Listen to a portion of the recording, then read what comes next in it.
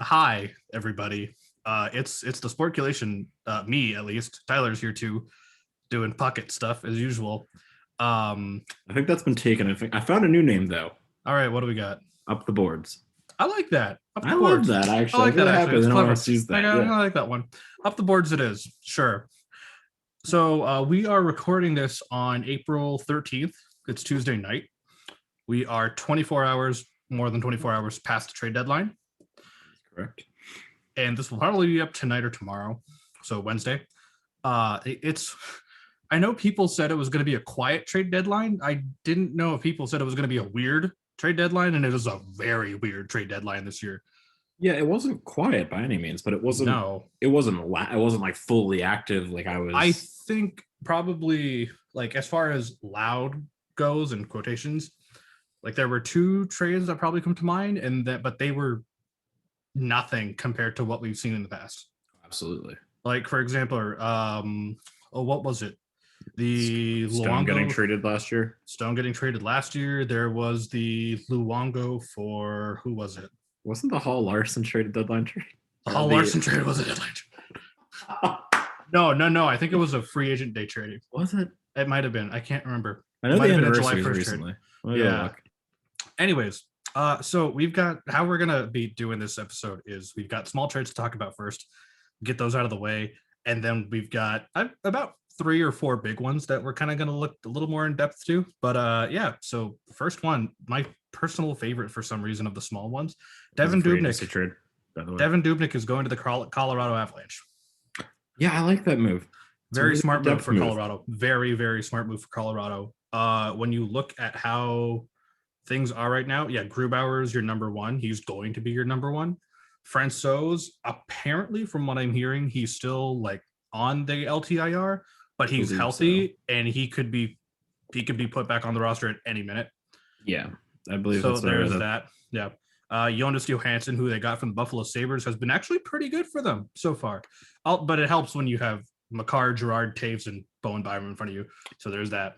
Okay, so but as of 9 hours ago from CBS Sports, in Colorado, Francouz will undergo surgery and won't be returning for the year. Interesting. Okay, so that explains a lot then. Yes, that makes a lot of sense. That's a good. Yeah. Dubnyk now looks like a great move, actually. Yeah, I know people were sort of looking at it like, why Dubnyk? Like Dubnyk's not a bad goalie. People don't for some reason think that. Like, sure, he had a bad little bit of time in San Jose, but like his time in Minnesota, he is painfully above average, which is good. Yes, and that's. And for Colorado, it's exactly what they need because the idea is keep Grubauer as healthy as possible. Because they are going for it this year. And Dubnyk can still steal you a win. Yeah. In return, I believe San Jose got Greg Pateryn and a second rounder next year. Second or fourth rounder, I can't remember. I believe so. Yeah, regardless, San Jose gets fifth and something. Fifth. Okay, thank you. And Colorado gets the pieces they need for what might be a Stanley Cup this year. Absolutely. Next one. This is one of the weird ones that like I completely forgot he existed for a second, and I kept thinking he was on Tampa, and he's not. Braden Coburn is now on the New York Islanders. Yep. I kind of like that. I also kind of like that. I have my thoughts about Coburn, but like I feel like on the Islanders, he'll do well. They're a very strange team. Agreed. That is just good. So there's that. Let's see. Hayden Fleury to the Anaheim Ducks for a pick. Weird. We talked about this one earlier. It's weird. I don't get this one from Carolina. Anaheim makes sense. They would call him young, but he's mid-20s, so he's got some experience in the league. He could come in and actually really help, kind of show the D-core how to win games. He'll definitely be a big supporter to the likes of like Jamie Drysdale and those guys as they're coming up. Jeff Carter is going to the Pittsburgh Penguins for practically nothing. I think they traded him for like conditional picks, like conditional fourth rounders, I think. I believe you are correct. Which is another really it's a third and a fourth rounder. The fourth is conditional, I believe. I believe you're correct. Yeah. I'm not sure what the Penguins are doing anymore. I know they're in a playoff spot, but like I feel like they want to rebuild, but I feel like they fully recognize they can't just rebuild now because they're still weirdly and like above average. Right, and I don't want to bring any hate against Hextall and Berkey. I love both of them, and I know Berkey has said, well, while Crosby's still here, the point is win now, and we'll think about rebuilding later. Maybe this is part of it. Jeff Carter, not a bad pickup. I mean, he's got some rings. He does. Yeah, he has rings. He's got that veteran experience, which helps. Yeah, absolutely. So we'll see how that goes for Pittsburgh. Last but not least on small trades before we get into the fun, David Rittich, Big Save Dave, formerly of Calgary, is now a Toronto Maple Leaf, who, by the way, are playing right now. Also, they got Riley Nash. They did get Riley Nash. For a 7th rounder, conditional 7th. Which, okay, interesting. It's a good depth piece, honestly, a good 4th liner. Nash is on LTIR, though, isn't he? Well, is he? I thought he was back. He is. Or am I thinking of somebody else that the Leafs got? Because this was a big talking point yesterday. Someone the Leafs picked on long-term IR. That is an interesting thing. Yeah. How Toronto is that? Well, the reason is because of one of the big trades, which we're going to get to in a second. But Toronto is playing smart. Freddie Anderson is playing hurt. No one knows what exactly is up. He's been hurt all season. Jack Campbell has come to the miracle rescue of the Leafs. But the Leafs know that this is the year to go like Hail Mary all in on a run. So they need pieces. And if your tandem is going to be Campbell Rittich, that's fine. If Anderson's healthy enough by then and you can run a 3-goalie tandem for that, that's even better. So it saves them a little bit, I think, going in. I mean, you're losing him either way in the offseason. Like, you're probably more than likely. More than likely. I wouldn't even bring him back unless you're like 1,000% confident he's going to come in and be the guy. Because if you have Rittich and you have Campbell, I mean, Campbell obviously is breaking records now. Yeah, he currently broke Felix Potvin's record. So, and I remember when he was a prospect back with Dallas, he was supposed to be legit, and now he's actually coming to form. So, So yeah, those are like at least personally. Wait, Eric Goodbranson is on Nashville? Yeah. Oh, the one trade you didn't bring up that I thought was a great trade. 3rd round pick goes to Buffalo. Brandon Montour goes to the Florida Panthers. I forgot about that one. That's a very good pickup by Florida. Florida, I don't know. I can't believe that all it took was a GM change, and they are one of the best teams in the league and one of the smartest teams in the league. And a coach. Yeah. They have a good thing going on down. Yeah, there. everything. And they signed Gusev. They did also get Nikita Gusev. That's right. Oh man, which baffling that New Jersey terminated his contract. Oh yeah, absolutely insane to me. Fucking New Jersey gets all these players, signs them to too much money, and then they're like, "Oh, they're costing too much. Dump them. Why'd you sign them that much anyways? Look at PK." I mean, look at all their players. I mean, that was no. I think they realized they're rebuilding. Yeah, and Aaron just scored anyway, so it's all good. There you go. 2-0. All right. So that's small trades. The Brandon Montour one, really, really good pickup for the Florida Panthers. Honestly, Florida had a very so excited. Quiet but great deadline. They did. I'm very excited to see how they do in the playoffs right now. I'm very excited. Now, there's as I said as we started this, there's been a few trades that were just groundbreaking to a point, not like crazy amount of magnitude. Definitely odd. One of them is odd. We'll get to that one soon. First, Toronto Maple Leafs acquire former captain of the Columbus Blue Jackets, Nick Foligno. Yeah, and great move. I mean, he's a all-around great player from everything I've heard. Very good leader. Veteran presence. Will put his body on the line to stop a puck. So, I mean, he's something that Toronto, I think, definitely needs. He will go above and beyond as a forward. Oh, yeah. And details of that trade, Columbus is going to be getting Toronto's 2021 first-round pick and their 4th rounder in 2022. And then San Jose is also a part of this deal because they took 50% of Nick Foligno's salary, while Toronto's taking the other 50%. In return, since San Jose is taking it, they are getting Toronto's 2021 4th rounder. So Dubas is really starting to roll dice here. And the Leafs also got Stefan Noesen. They did also get Stefan. Is it Noesen or Nason? One of the two. Okay, good enough. I think it's Noesen. I don't remember. I don't remember either. Regardless, honestly, I think Dubas realizes now, like, this is the time. Like, this is the team that he has built in this short amount of time to just go for it. And if not, I think now, as we talked about, the window is not really. It's not closed, but it was never fully open. So like, this is like as I like to call this, the Hail Mary run. Absolutely, this is very much the Hail Mary run. So we'll see how the Leafs fare soon. Now that they've got Riddick, Foligno, and assuming Stefan Noesen plays, Stefan Noesen and Riley Nash. Riley Nash is also a Toronto Maple Leaf. And I give the Leafs a lot of flack. Obviously, it's because it's fun. Yeah. And I always criticize their defense, but I mean, honestly, I can't say anything too bad because they're putting a really good two-way game right now. Yeah, exactly. Everyone's stepped up and pulling their weight. So yeah, which I'm really happy about.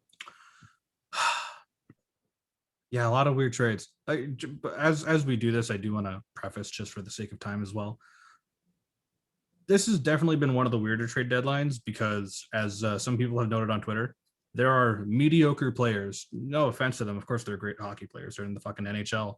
But you have mediocre ranked players among forwards and defensemen that are getting traded for like second round picks, third round picks. Some people got traded for firsts. Like, a lot of teams are really rolling dice here. I think it's that old saying my friend used to say about football. It's like, the game's played in the trenches. And I think that's kind of true even of hockey in a way. It's not, while your first line's important and your second line's important, when it comes to a deep playoff run, where you got a lot of games against the same opponent, you're battling really, really hard. Mm-hmm. Your first line's going to be dead. There's bound to be overtimes. There's bound to be double overtimes, sometimes even triple overtimes. You need that guy on that fourth line who's going to step up and just bury it home. Blake Coleman with the Lightning last year. Justin Williams. Devontae Smith-Pelly with the Capitals. I mean, like, you need that guy. And I think Joel Kiviranta last year in Dallas. That's what I'm saying. I think teams are starting to realize you need that, like, weird fourth, third line guy who's just going to come in. That can come in clutch. Who doesn't care about throwing his body for pucks and just come in and score goals. All right. So when I was taking my notes for this, I was trying to figure out which of these two is truly the weirdest of the two when it comes to trades. And I'm not sure which one's the biggest highway robbery, because both of them in a way are. We'll see let's start with the Boston. So are we starting with Boston? Let's start with starting with Boston. Okay. So, preface. I get a text from Tyler saying that he has heard on the Twitter grapevine. I have to up the Tyler is right count, and I hate it already. He tells me from the rumor mill. Well, the problem is Rangers Twitter is gross. So everyone who's part of Rangers Twitter is just insane. It's just like, here's something that's going to happen in 20 days. You're like, no, it's not. No, then it happens. You're like, then it happens. You're like, fuck. Tyler tells me Taylor Hall might be going to Boston. And I'm thinking about it for a second, like, okay, kind of early to tell, but the Buffalo Sabres could get a pretty good package for Taylor Hall, right? Or they could do what everyone thought they were going to do and hold Hall hostage until the last second of the deadline yesterday and get a first rounder out of it or something. So Tyler tells me this Sunday night, and I'm thinking, weird. Maybe. Sunday night, I finished watching WrestleMania and just was lying in bed, and I'm looking through some things, and Elliot Friedman, Friedge, Hockey Night in Canada and Sportsnet here in Canada, great guy, lovely human, tweets out Taylor Hall to Boston. So I messaged Tyler and I go, son of a bitch, you're right. But the question was, and this is something everyone was wondering when they saw those 4 words, what the fuck is Buffalo getting back for this? So everyone's speculating, it's going nuts, and then finally it's revealed. Taylor Hall and Curtis Lazar are getting the hell out of Buffalo. Boston is keeping only 50% of Hall's contract. Buffalo keeps the other 50% on top of Anders Bjork and a 2021 second rounder 4. Never mind fucking Curtis Lazar. Fuck him. He's good. That's fine. Taylor Hall.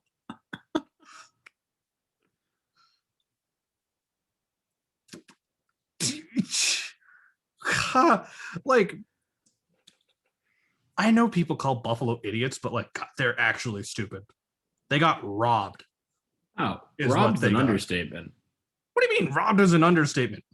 Dude, they got completely, oh my God. They could have gotten so much for that. Because I haven't talked about, like, I don't know if Hall is this miracle worker that I think teams seem to think he is, or people like Twitter seem to think he is. Like, I think Hall's great, like 60, 70 point kind of guy. 70 minimum, like max 70 to 80 was points. Like 80, yeah. And like his best was, I think, 81. Yeah. Yeah, and you're gonna land somewhere between that 60 to 80 mark, which is but also great. Having him in the right environment helps. See, for example, when he was in Arizona last year, it's Arizona, but he was still not doing bad.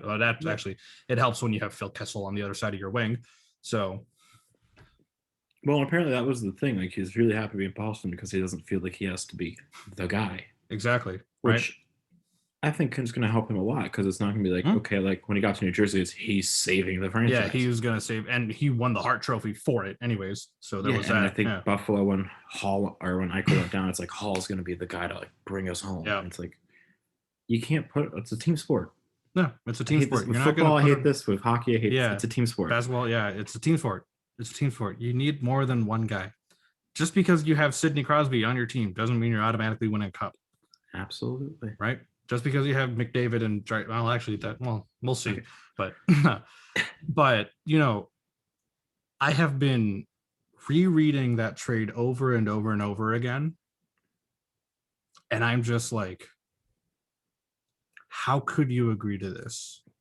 I really wonder if there was some, regret from.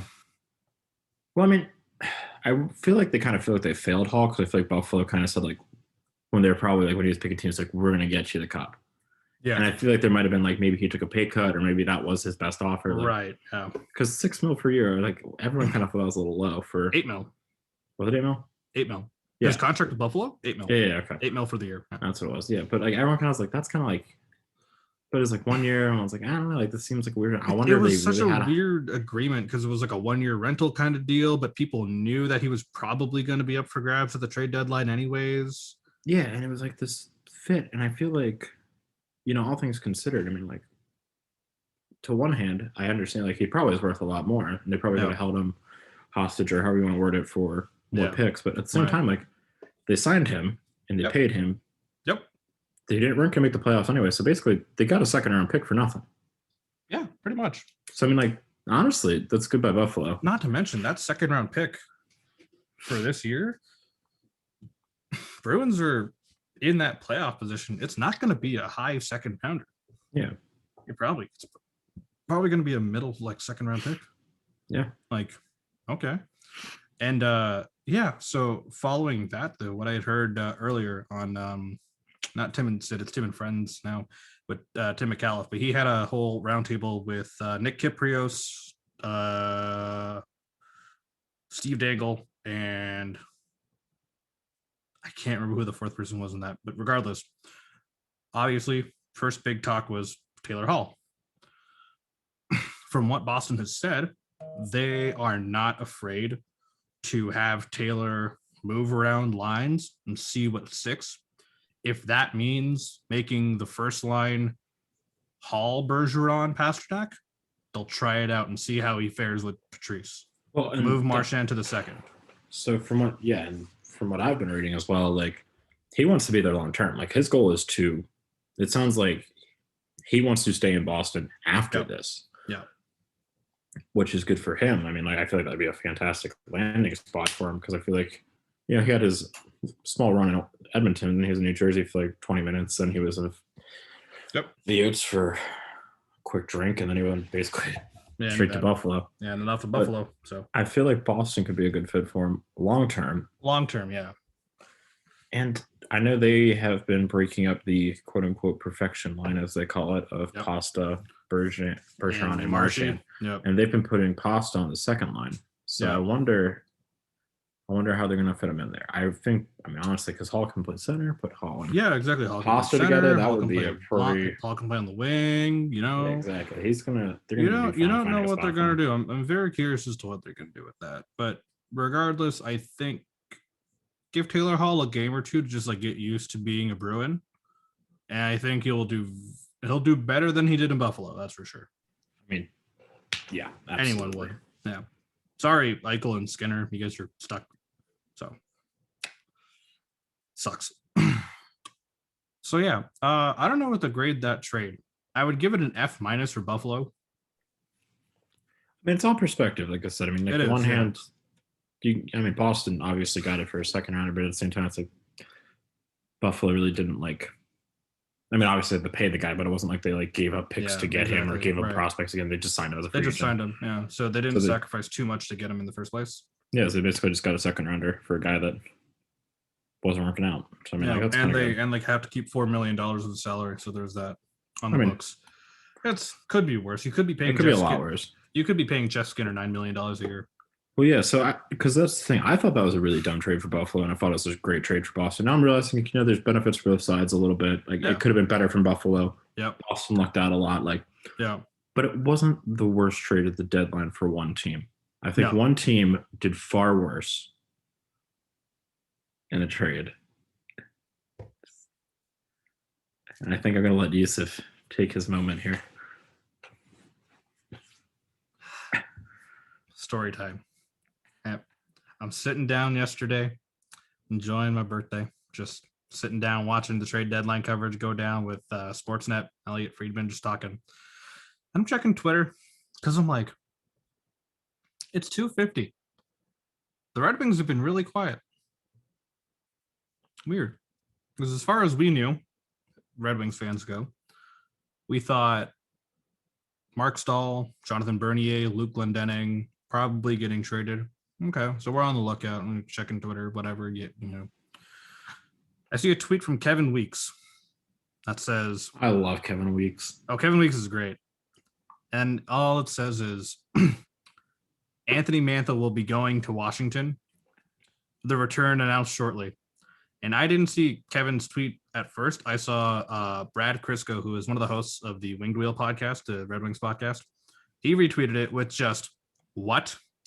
And I saw it, and I'm like, Brad, what are you talking about? And I realized, oh, they traded Anthony Mantha. Oh, he's not a Red Wing anymore. Oh. So at first, I'm kind of sad. I loved Anthony Mantha. I remember when he got drafted in 2013. People for years since he got drafted had their doubts about him. Would he fit? Is he worth it for this team? People talked about trading him back in 2016. The thing I always heard was he's lazy. That's what I always remember reading when he was getting into the league. Lazy, yeah. And look, he's on a good season, he's a 30 goal scorer. Oh, absolutely. Maybe 40. On a good season, if he's not hurt, if he's just out of this season, he was just off his game. And also it's Detroit right now with the current state that we're in. But I was kind of bummed for a little bit. Oh man, Anthony Mantha, Mantha, Larkin, and Bertuzzi. I was hoping those three would carry the team to the promised land in the future when all the other young guys are ready. But I guess Steve had other plans. But after a little bit of time, about 10 minutes, I think, then the return got announced. And the Washington Capitals gave Yusuf a fantastic birthday gift. The Washington Capitals receive Anthony Mantha. In return, the Detroit Red Wings received the following: Richard Panik, Jacob Vrana, and Washington's first and second rounder this year.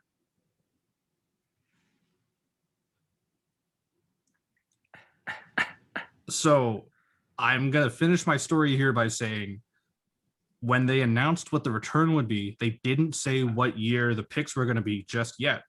Wait, I think the second rounder's for next year, not this year. The second rounder's this year. You sure? 'Cause I think it's next year. Does it say next year? Let me double check. I'm pretty sure it's this year's. Yep. Oh, no, it is next year. You're right. Oh, weird. I thought it was next year. I thought it was this year. Sorry. Well, this is my useless knowledge going to work. It is. Regardless, we get another first rounder this year, which will be nice. And my initial thought was, what is Washington doing? The fact that Steve Yzerman managed to pull this off. I love Steve. You know that. I idolize that man. I mean, how could you not? I know, right? Like, come on. He built the Tampa dynasty, basically. But the fact that Washington would pay that much for just Anthony Mantha. So you look at it part by part. Richard Panik for Washington, it was just a cap dump. We have him on the taxi squad right now. We might use him. He's 30 years old. He could help here and there. We'll see. I mean, it was a bad contract to begin with. Exactly. It was just a really stupid contract. The first rounder and second rounder, first rounder this year will be great because we already have our own first rounder. We have our first rounder and Washington's first rounder this year. And Washington, if they do well in the playoffs, probably going to be a middle to late first round pick, which is nice for this draft year because fucking this draft year is just a dartboard year. You could throw it anywhere and you probably could land up with someone good. Yeah, plus you guys got 3 second round picks this year already. Yep. 3 second rounders, 2 third rounders, 2 fourth rounders, 2 first round. We're having a good draft year this year. Scouting should be very good this year. The first round pick, fine. The second round pick next year, that's fine. I don't know too much about what 2022's draft class is going to be just yet, other than Shane Wright. So I'm going to be doing my research there soon. Yep. But Jacob Vrana, who, as you know, Detroit media guys, Prashant Dyer and Max Boltman, all these guys from The Athletic, had basically said Vrana is basically stat-wise and projection-wise on par with Anthony Mantha, and he's a year younger. Oh, and dude, and he's an RFA this year. And he's an RFA. The second that trade happened, I texted my one friend, the guy who's done all the coaching and stuff, diehard Cavs fan. And I just texted him and said, "You guys got Anthony Mantha." He's like, "What did we give up?" And I texted him. He's like, "Please tell me you're joking." And I said, "No." He's like, "This team has made some bad trades over the years." He's like, "And some dumb signings." He's like, "This tops it." He's like, "This is the dumbest move we've made in the past 5-10 years easily." Like, I think everyone had basically said the Taylor Hall trade was probably the biggest robbery of the trade deadline this year. And people heading into the end of it, heading into 3 p.m. yesterday, people are still saying, yeah, Boston won the trade deadline. Look, like they got Taylor Hall for nothing. And then Steve Yzerman said, hold my beer.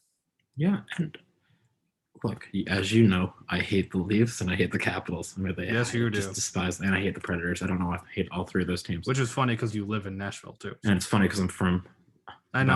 DC. So I just really I just don't know why. The Capitals are already one of the oldest teams in the league. Like, their average age is I think well over 30, if not close to it. I think it's 28. Their defense, their average age is over 30. Look, Cap Friendly's got the nice, helpful average age. Yeah, that's right.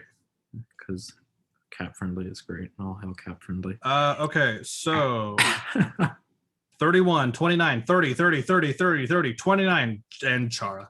So yeah, average age for their offense is 29.9 years old. Average age of their defense is 32.9.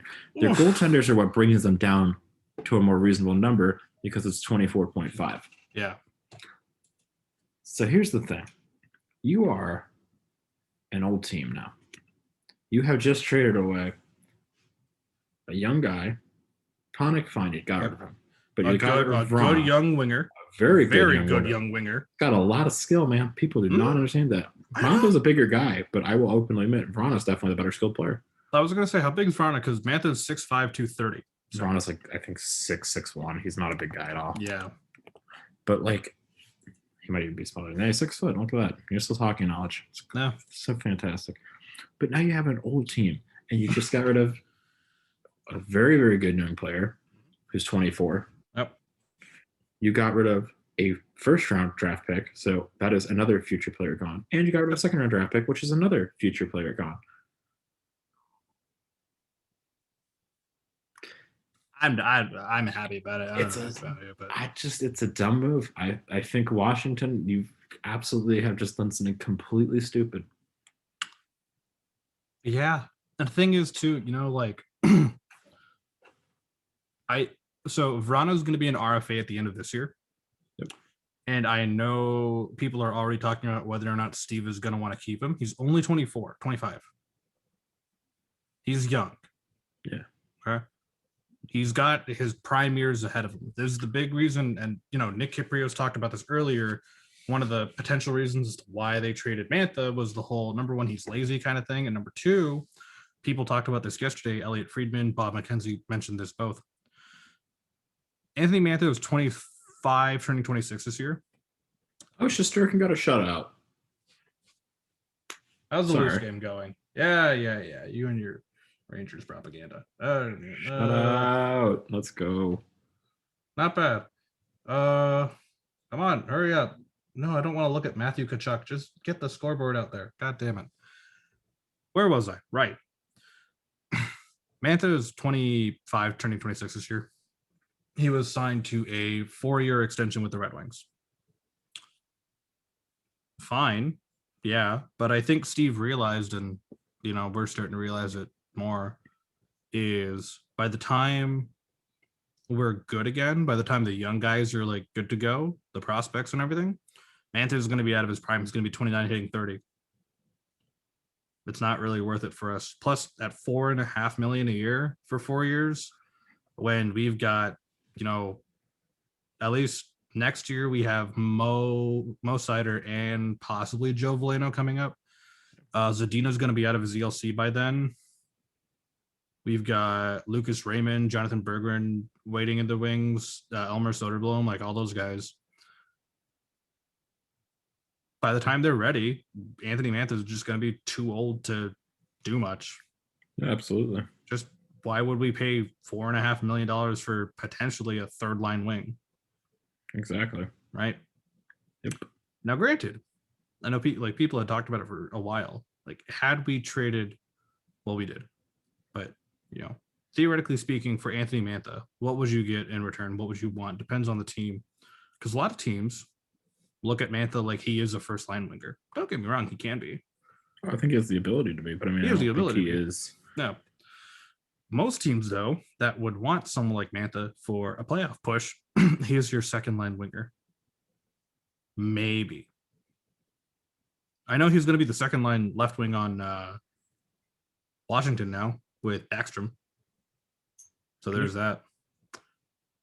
But, we talk, like, people have talked about, like, the Wing Wheel podcast mentioned, you trade Mantha to, like, say, Montreal. What do you get in return? You don't want picks at that point, because Montreal is going to try to do some shenanigan. Rather get prospects like Cole Caulfield, for example, right? If you're losing someone like Mantha, you want a Cole Caulfield in return. Oh yeah. But the fact that we got Vrana, I mean, yeah, once again, good player, has a ring. Yeah, he has.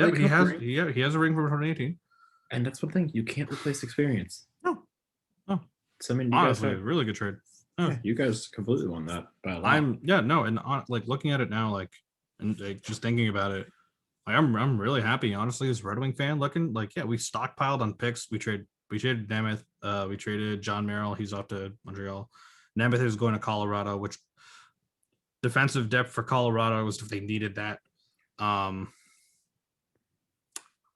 Yeah, I'm really happy about the Red Wings this trade deadline. Well, and as we talked about, now you're Washington. Okay. Mm-hmm. You took on more money by getting Mantha than you did giving up Panik in Vrana. Yep. So now you're closer to that magical number that is the cap hit, the magical top of the cap. Mm-hmm. And now you have Alexander Ovechkin to pay in the offseason, and you have to pay Ilya Samsonov. Has Samsonov done his ELC this year? It's last year of it. Ooh. See, Stammy, I'm not too worried about, because like you and I were talking about earlier today, they might throw him to Seattle. Yeah. But Ovi, you're gonna have to pay him. You're gonna have to pay the man, Washington. He's not gonna leave. He's getting 900 goals with you, whether you like it or not. Oh yeah, absolutely. You're gonna have to pay the man to make sure he gets 900. Well, I think at this point, if they don't sign, I think cap stance would absolutely just burn down the franchise. Probably. So, they have to. No, I think we have to talk about the real winner of the deadline, Yusuf. It was the New York Rangers. Zach Jones, baby. He's practicing. He practiced today. I can't with you sometimes. I really can't. Dude, he's good. He was supposed to be like an Adam Fox level prospect, and Fox blew their expectations out of the water. He's anything like true. Fox. Fox is fucking ridiculous. So he was anything like Fox or Keandre Miller, dude. I'm gonna be so happy. That's true. Yeah, defensively, you guys are gonna be fine for a while. Honestly, looking at this whole trade deadline, this is where we can like start to wrap things up. Start to, so we'll be on for start to. Yeah, about 3 hours later, we should be. I mean, we're at what, like 40 minutes right now? Yeah, I'm actually impressed. I'm actually going pretty good. Right? Yeah, good for us.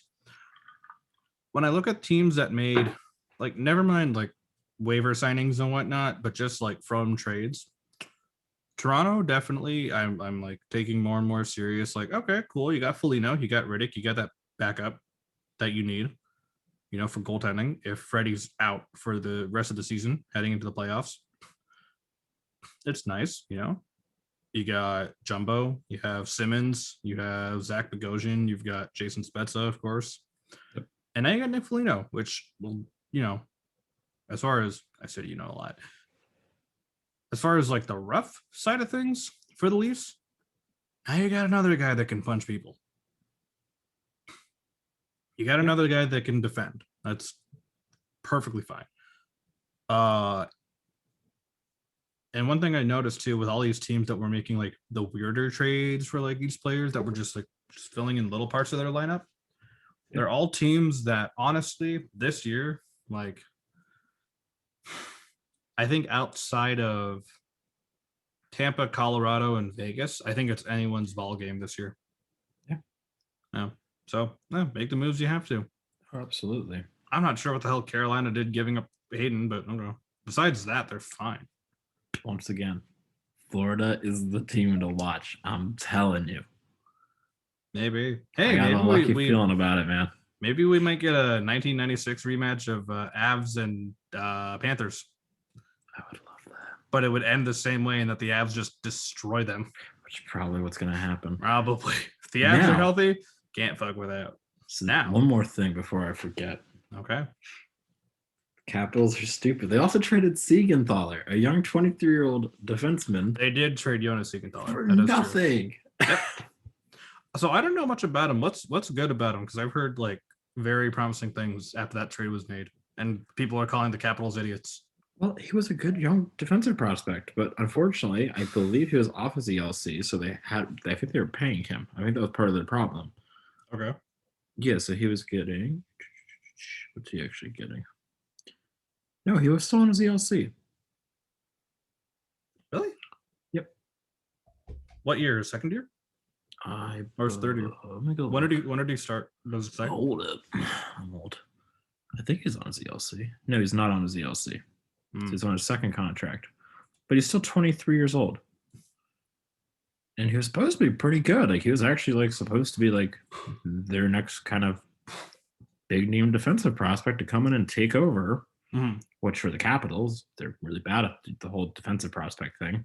Right. Yeah. Seeing as I remember when they drafted, I believe what's his name? It's going to bother me. I'm going to see it. I'm going to remember it. Because I remember when they drafted Alexander Alexiev, and everyone I know was talking, he's going to be the best thing ever. He's going to come in year one and dominate. He's in the AHL. Caps aren't good at drafting defensemen. Yeah. They're not good at signing defensemen. Yeah. So there's a lot of good defensemen coming up. I don't know why draft this year. They're still going to be awful at it, but I know. That's the thing. From what I've seen with this year's draft year is there's a lot of really good centers and defensemen, but they're all roughly top 15 picks, give or take. Yeah. And maybe top 20. I don't think the Capitals will fall top 20. No, that's the thing. Like, them Siegenthalers of New Jersey, it turns out him and Nico Hischier were good friends, so now he's excited. Fun. So, the Devils are just like, perfect, we'll take him. I think they got him for like I don't remember a pick. It was a pretty low pick from what I remember. I think it was like 4th or 5th rounder. All right. Mad about it. That's stupid. Last big trade. I forgot about this one. Mainly because I hate the Tampa Bay Lightning. Oh, I forgot they made a trade. The Tampa Bay Lightning got David Savard, which I like David Savard as a player. I don't entirely see why people are hyping it up that much. Yeah.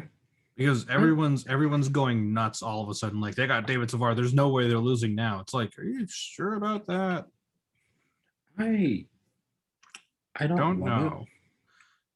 I don't love it. I also have a lot of problems with the whole long-term injury reserve. You can bring a player back at the playoffs and it doesn't count towards your cap. I hate all that. Don't get loopholes. Loopholes. Don't get me started on it. But trust me. If that was a rule and Ekblad didn't have a fucking broken leg, that Florida probably would have pulled that. Oh, absolutely. Yeah. I mean, obviously teams do it every year. I just think it's stupid. I don't know. Exactly. Teams do it every year. So. I also love how they just basically, like, then the Leafs were like, hey, it's a really good idea for a trade. And they just copied and pasted, changed the names in it, and then basically just reran the same trade with 3 different teams. Also, that's one thing you notice. There were a lot of teams that involved trades that involved 3 teams this year. I always like that. I always like the idea, like, dude, why would you not want to be like, okay, like, if it's like a 1-year contract, okay, I'll take money for a 4th-rounder. Fine. Yeah, like, right. Because, you guys got a 4th-round pick for doing nothing. Yeah. Literally nothing. Dude, literally someone in an office just writes a check and you guys just got a draft pick for it. That's fantastic. Yeah, but at the same time, in regards to that fucking David Savard trade, right? Columbus is getting Tampa's 1st and 3rd rounders. Which they needed because they traded them all 2 years ago. Exactly. Because, now granted, I know people talk about how, like with the Leafs this year, that's a big talking point, trading away a lot of your futures for the sake of a run, and people are like, oh, well, it failed for Columbus. Do people forget that they swept the Tampa Bay Lightning in the 1st round of that playoffs by getting, with the pieces they got that they traded everything for? But as you and me have talked about before, man, there's no prizes for there's no 16, prizes for 15, 14, 13, 12, 11, 10, 9, 8, 7, 6, 5, 4, 3, 2. There's only one, and it's a Stanley Cup. Exactly. And you know what you get if you're finished 2nd through 16th? A shitty draft pick. Yep, pretty much. Unless you're the Rangers and you got 1st overall last year. We weren't in the playoffs. We were in the play-in. All right, I don't need your sassy stuff. It was still dumb. I don't like it. You would have ruined him. You know it. No, we would not have. Wait, who? The Leafs or the Red Wings? The Leafs would have ruined it. I mean, maybe. It is the Leafs. He probably would have been sent to the minors. It's just, But regardless, really weird trade deadline this year. It was a really weird deadline. Really weird deadline. I thought it was where the only one goalie moved. I thought that was really, or I guess technically 2. Sort of 2, yeah. Yeah, Dubnyk and Riddick. Yeah, Dubnyk and Riddick moved. Which, like, of all goalies to move, you wouldn't think Riddick. I'm mad at Carolina. They should have went for Quick. They have some plan. Hey, fucking Nedeljkovic is like a god. Yeah. So, and Mrazek's tied for 4th in shutouts, and he's only played like 5 games. Mrazek has 3 shutouts in 6 games right now. What team did Mrazek play for before Carolina? It was the Flyers. Yep. And before that, it was the Red Wings, because you guys decided that was really good. Yeah. We drafted him. We thought he could be a really good starter. And then he is. Yeah. And then you were correct. And then the Vegas draft happened, and they were like, Ken Holland said, you know what we're gonna do? We're gonna protect Jimmy Howard. And I was like, huh? What? You're gonna do what now? Kenny? And then we traded to a Philly. Yep. And I was really sad. It's like, man, it's great. If you want to feel good about yourself, Yusuf, and your Detroit Red Wings, because I will never consider you a Leafs fan, because I'm a good friend, and I think you should just embrace the Red Wings. You're a friend, that's for sure. I don't know about good sometimes, but definitely friend. It's good for your conscience. Yeah. But go to Cap Friendly, the Seattle expansion draft simulator. And if you're bored, you can go do the Rangers as well, and you could do Detroit's, and then you could feel really good about yourselves because you could see that both of our teams can protect all the important pieces, and we don't have to worry about anything else. We lose, it's just. I just realized with Mantha gone, that's another important thing we can protect. Yeah. Oh. Yeah. I mean, you kind of protect Verona now, but like. I mean, probably. But I mean, once again, you still have so many guys exempt. It doesn't matter.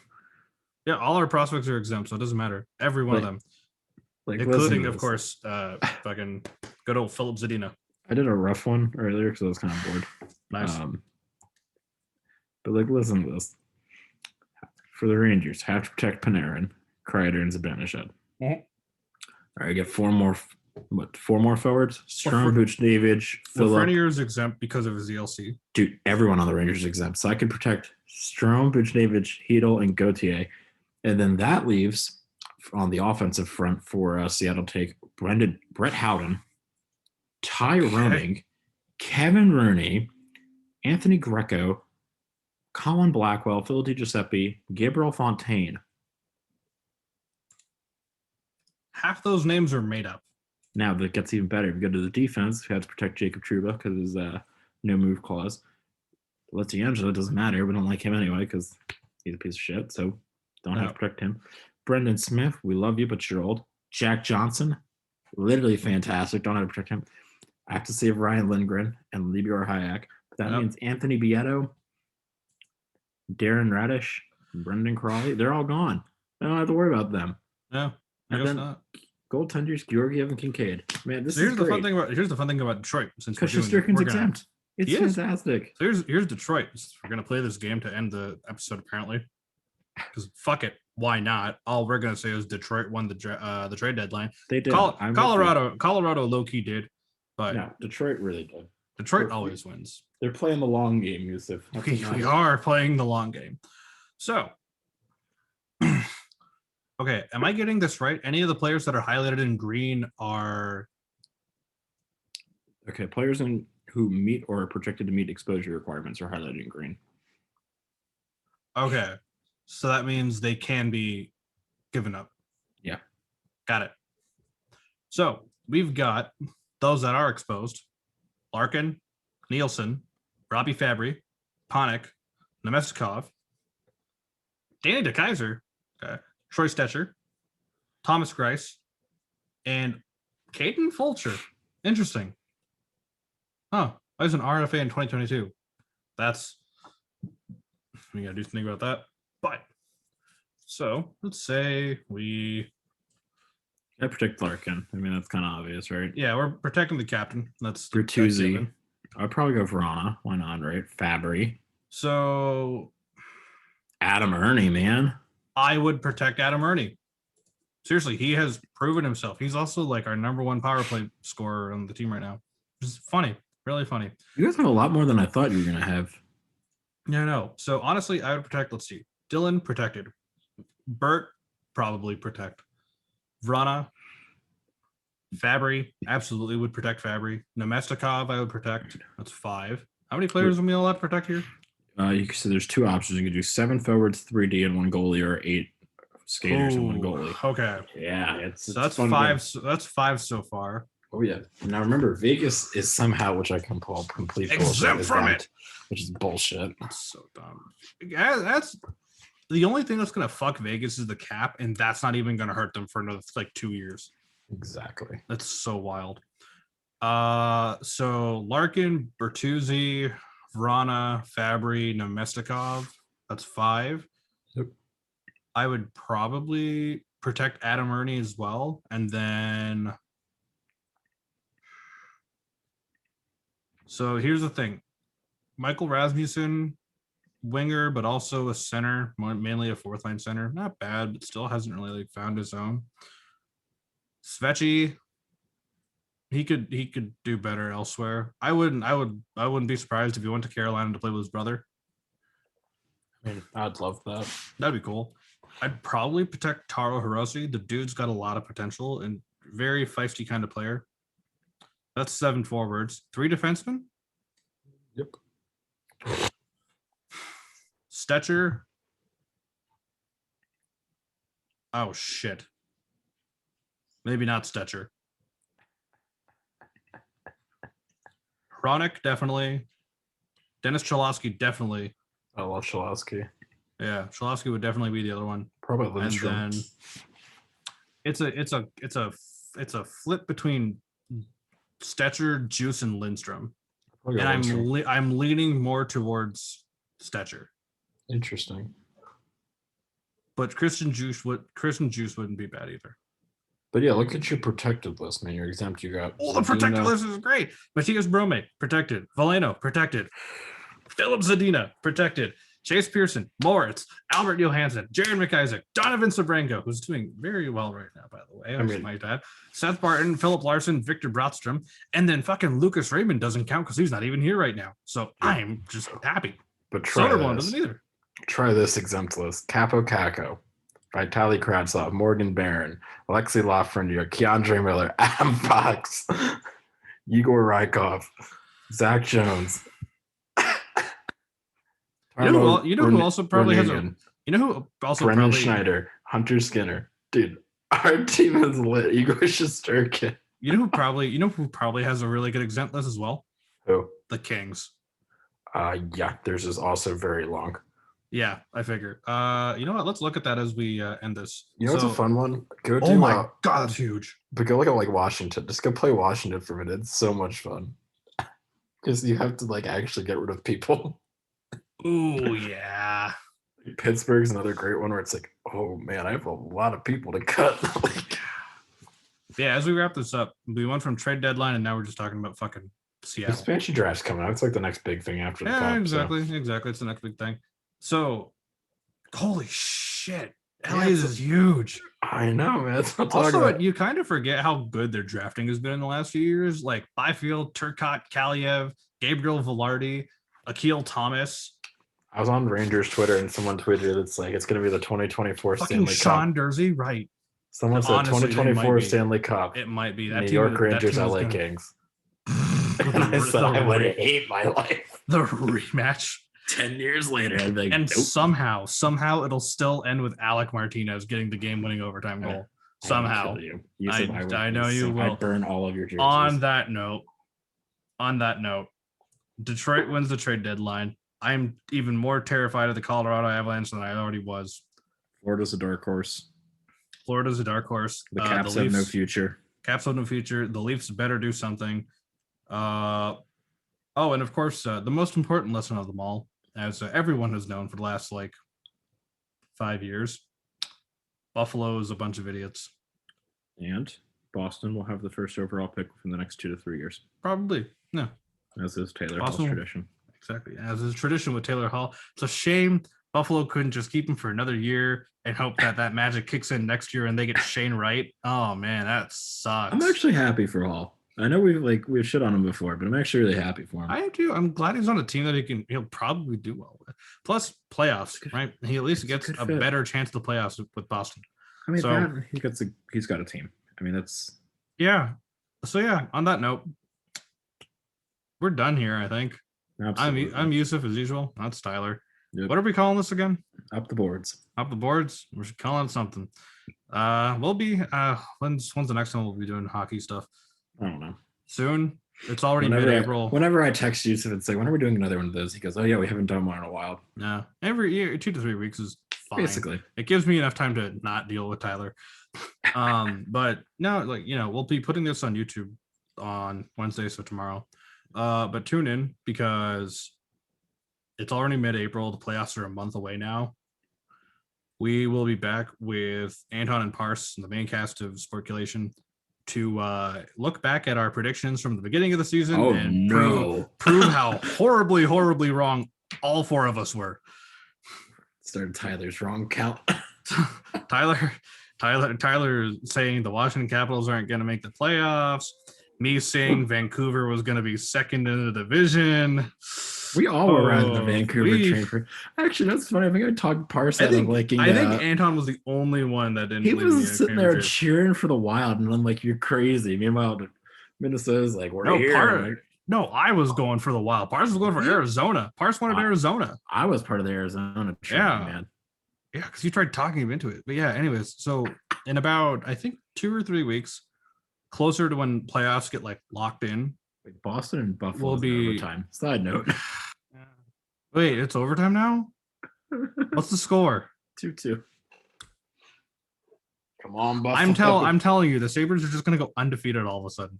for the rest of the season. Dude, I need it because they played Boston 5 more times, and then that means the Rangers have a nice opening to graciously take that 4th seed. And then get destroyed by the Capitals in the first round. We have the only winning record against the Capitals in the division. Playoff Ovi. Second coming of Hank. Playoff Ovi. Second coming of Hank with Shesterkin. Playoff Ovi. Okay. Playoff Ovi. Yeah, that's and with second round exit.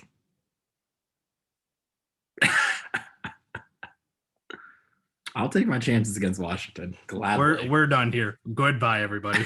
Goodbye.